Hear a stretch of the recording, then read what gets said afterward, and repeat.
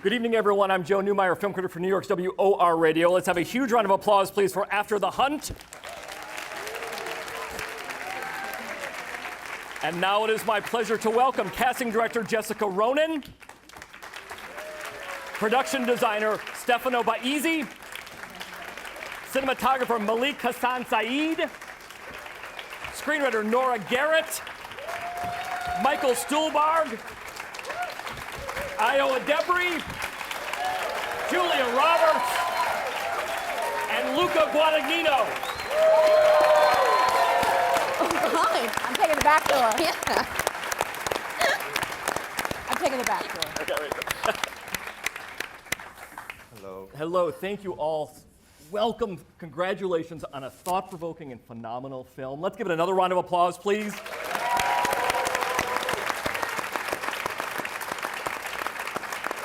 And we'll jump right in. Luca, this movie is all about viewpoints and changing points of view. Were there ever any moments, either on set or as you were working on the film, that you would wake up and say, you know what, I see this more from Maggie's point of view, or I see this more from Alma's point of view? Did that ever happen?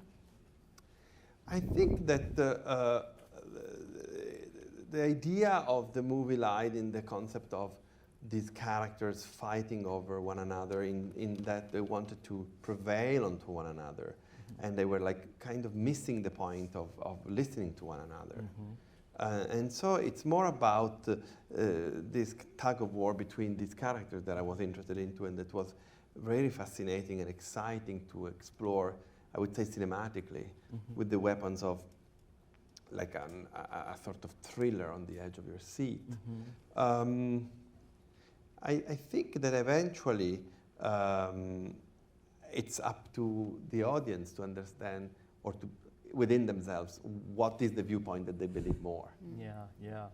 Julia, the line that Alma says speaks so much about how not everything is meant to make you comfortable. I'm wondering, was there ever any moments when you wanted to sort of sand down some of Alma's edges because there's so much going on with her? Was there any point where you wanted to say, let's make her a little softer? Is there something we can add here? Anything like that? Well, I'm very uncomfortable right now. Yeah, I mean, always, because that's those dark, sharp spaces of her are the least comfortable for me, and you have to make peace with that, and find a way to embody that in a way that is believable enough where, you know, I kind of get like rashy hives saying certain things and doing certain things that are just in opposition to my physical truth, and to finally get to a place where I'm not feeling those itches and that heat pouring through me performing this part, because all those sharp corners of Alma are necessary.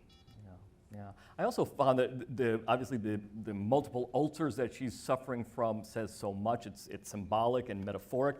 It kind of reminds me a little bit, it's kind of like the cholera in Death in Venice, or James Stewart's Fear of Heights and Vertigo, right? Did you see it like that? That it sort of is representative of something? I did. Yeah. I saw it just like that. Yeah. Or maybe she was just feeling ill. That's Maggie's, her internal struggles are going on.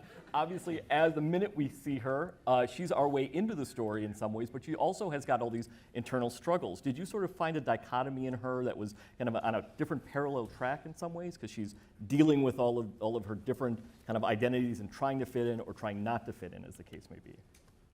Luca and I had a lot of conversations about that, because I think it's like also maybe initially, I definitely felt this reading, and maybe as a viewer, you have certain preconceived notions because you're meeting this character and you're seeing her as an outsider in certain ways. And so you want to categorize in your brain like, oh, okay, like this is, if she's the other in this space, then what does it mean for this story? And then you're suddenly going, oh wait, no, okay, maybe she's not the other in the way that I thought she was. So, okay, now what does that do for what I feel? Okay, wait, hold on, wait a minute. And so so on and so forth it goes. And so I think with Luca, like a huge part of the process for me was like releasing myself from that and from maybe any sort of internal or subconscious roles that she might have, and instead I had to really focus on her as like a complicated and kind of broken person who is suppressing a lot. So rather than like thinking of like what was maybe split, more like what was internally kind of just being pushed and pushed and pushed and pushed. Yeah, yeah. Michael, one of the things that I think is so interesting about Frederick is that he's obviously an esteemed psychiatrist, quite different from the philosophy professors that Alma and Hank are. His life of the mind is very different. Did you kind of approach him as a character, kind of with that life of the mind being kind of different than theirs? Was that kind of a crucial part of figuring him out? I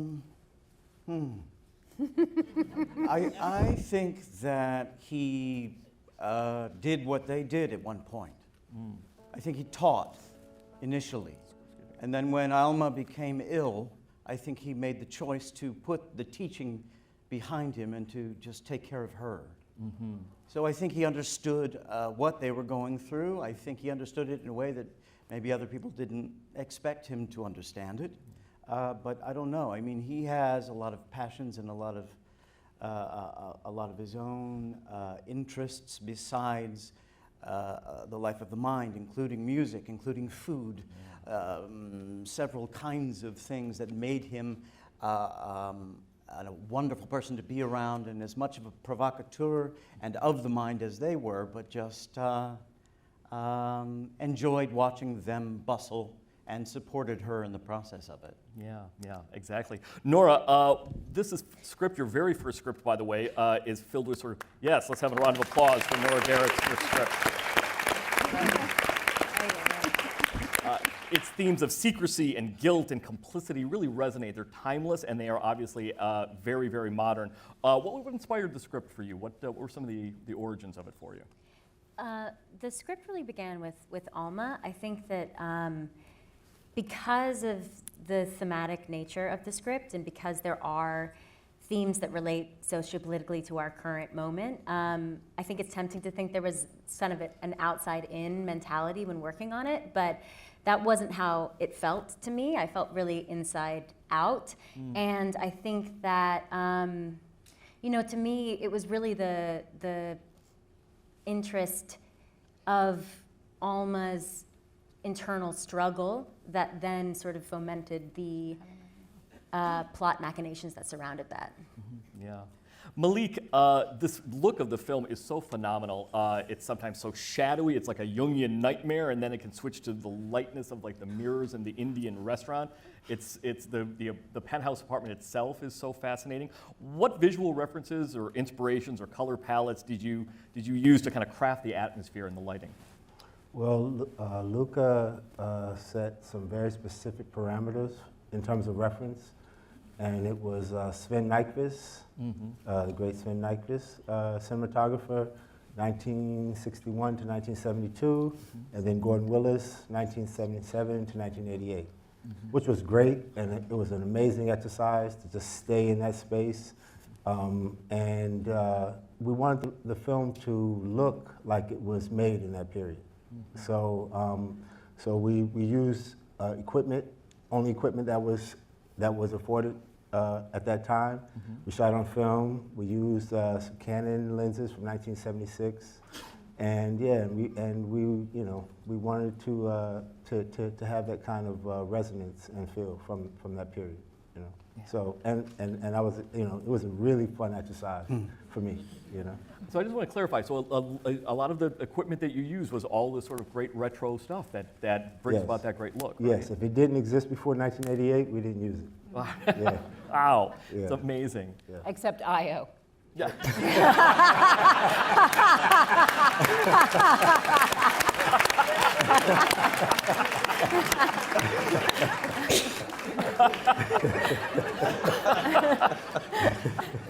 It's been a long day, folks. I apologize. Whoa, whoa. Wow. Yeah, ultimately. Yeah. Oh, man. Stefano, you recreated Yale on a soundstage in London, which is extraordinary. Yeah, yes, let's have a round of applause for both Malik and Stefano's amazing visual work. And that includes the Three Sheets Bar and the Tandoor Restaurant. What was the process of of recreating an entire campus on a soundstage, and then also the fascinating corners and all the little shadowy nooks of Alma and Frederick's apartment? So, of course, we chose to shoot in London, and we wanted to be very accurate in recreating the reality of Yale. So we studied the reality of Yale, and we chose with Luca to reproduce exactly one-on-one some places in Yale, like the Tandoor, the liquor store, a pharmacy, the Free Sheet Bar, the Quad, and the Baisi Library. And the Walgreens. And the the pharmacy, yes. So that was the main complex goal to achieve. But in Alma's and Frederick's apartment, we tried to create layers of time. That was the big challenge of my job and what we did together with Luca. Because it has a psychological resonance as well, right? It has its stories of secrets and its stories of the past sort of tucked away into little things, right? Yeah, exactly. Yeah. Everything has been very resonated, and we tried to create 3 ages in the apartment, like as if Frederick has inherited the apartment from their parents and before from their grandparents. So that's what we create. And of course, every character has their own space with their own secrets. Wow, extraordinary work. Jessica, this film has such a dynamic ensemble. There's not a weak link anywhere. What were you looking for when you were casting specifically that main quartet of Alma, Frederick, Hank, and Maggie, but obviously the entire ensemble? And Kim, Chloe Yes, Sevigny. and Keith Sevigny. Let's have a round of applause for the incredible ensemble that surrounds these guys. Well, I think, there's just a specific amount of time at the beginning that we get to really interrogate each of those roles. And I mean, if these guys knew the amount of time that Luca will spend really trying to dissect the script and work out how this company should be formed, that's a kind of beautiful moment where we're talking about actors in real detail. And then to go on and find the ensemble looking in London as well as here in New York and across the world, really, to find the students that would make up that campus. Luca works with such intense detail and with a lot of research, and so my job with my team is to kind of really try and marry that up with the actors that are emerging who would be most fitting for those roles, and to really bring the opportunity to the right people. And we were just so honoured to kind of introduce Sadia, Graham, Leo Meal, Will Price, I want to mention as those students, as well as obviously Andrew, who's not here tonight, who's just phenomenal. And when it all came together for IO and Michael to join the company is just extraordinary. Yeah, it's an amazing ensemble. And Andrew Garfield, unfortunately, could not be with us tonight, but I want to ask Io and Julia, in terms of working with Andrew in the way that Maggie and Alma deal with Hank, what were some of the conversations like between the two of you guys and Andrew in all of those cases? Well, I'm going to say this about Andrew, since he's not here, that he was on another film when we started. We had all rehearsed together and had time and created relationships and inroads, and then we had a few weeks before we started shooting, and he was filming another movie.